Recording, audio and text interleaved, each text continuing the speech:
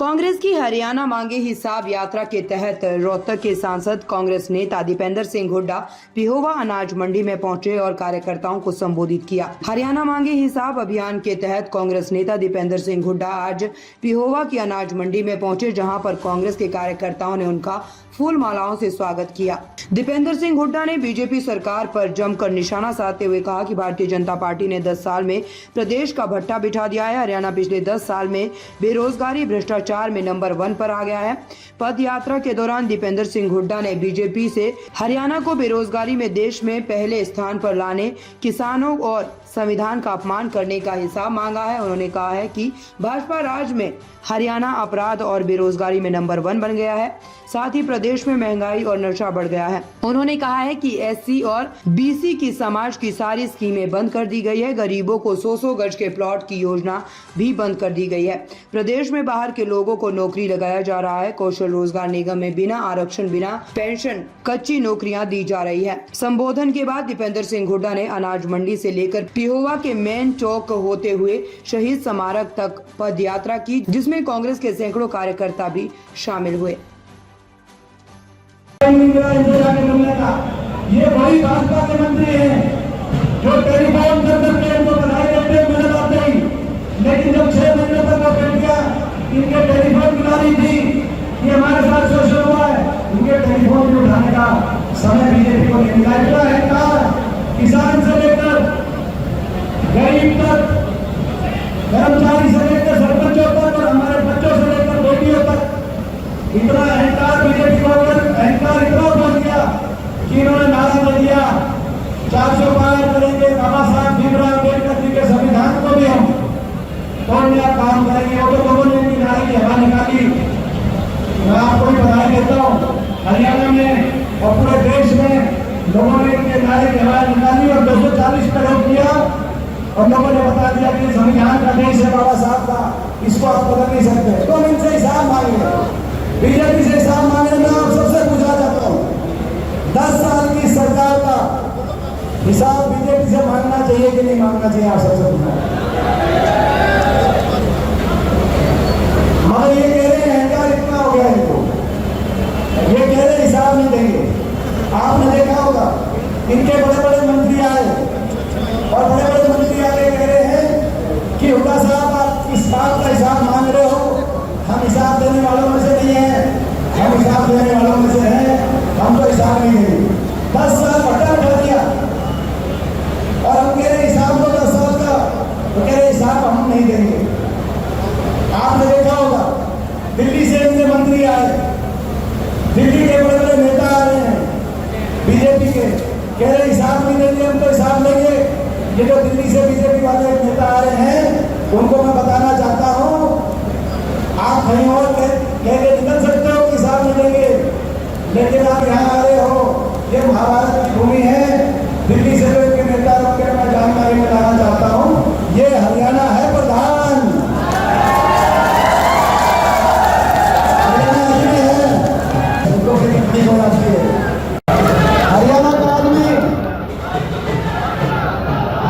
आदमी सीधा हो सकता है। आज हम हिसाब मांग रहे इस बात का कि केंद्र सरकार हरियाणा से टैक्सों में 7 रुपया लेती है और दुख की बात यह हम हिसाब इस बात का मांग रहे हैं कि देश में सबसे कम, बाकी बजट तो छोड़ो, खेल बजट भी, मेडल हमारे खिलाड़ी ला रहे हैं, मगर खेल बजट सारा कहां जा रहा है? 2200 करोड़ में से 500 करोड़ अकेले गुजरात के लिए 20% बजट देश का खेल बजट, और हरियाणा के बाटे 2% भी नहीं आया। मेडल हमारे बच्चे लेके आए, खेल के खिलाड़ी हमारे बच्चे आगे जाए, हमें किसी और प्रदेश से द्वेष नहीं है, लेकिन जब 80% मेडल हमारे बच्चे लेके आ रहे हैं, ओलंपिक में 30-40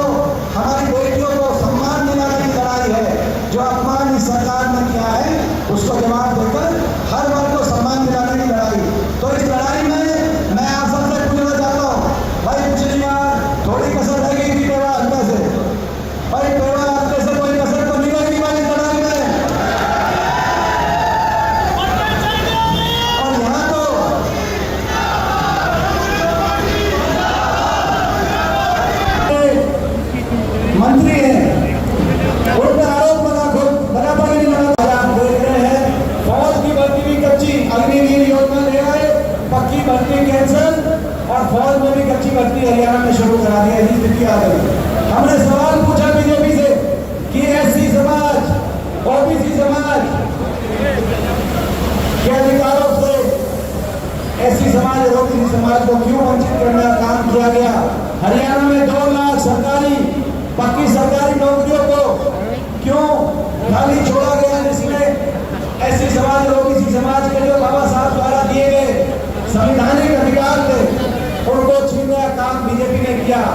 हमने सवाल पूछा गरीब आदमी की सारी स्कीम्स क्यों बंद कर दी। मैं पूछना चाहता हूं आपको, 10 साल बीजेपी के हो गए, किसी गांव में किसी गरीब परिवार को 100 गज का प्लॉट मिला? मेवाड़ के गांव के लोग यहाँ पे उपस्थित हैं, किसी गांव में 100 गज का प्लॉट मिला किसी गरीब परिवार को? न मिला। हम पूछना चाहते हैं भाजपा से, मकान की स्कीम बंद कर दी, 100 गज के प्लॉट की स्कीम बंद कर दी, पीने के पानी की टंकी टूटी और मुफ्त पानी के कनेक्शन की ऐसी परिवारों के लिए हमारी स्कीम थी, उस स्कीम को बीजेपी ने बंद कर ऐसे परिवारों को, हरियाणा के हर वर्ग को इतना दुखी आपने किया वो अलग, लेकिन हर वर्ग हरियाणा और कोई ऐसा वर्ग नहीं जिसका अपमान बीजेपी ने ना किया हो।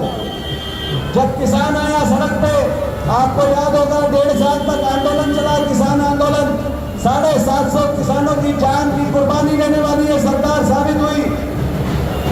और सहानुभूति के 2 शब्द भी बीजेपी के किसी नेता ने आज तक ये नहीं कहा कि 750 किसानों की जान चली गई।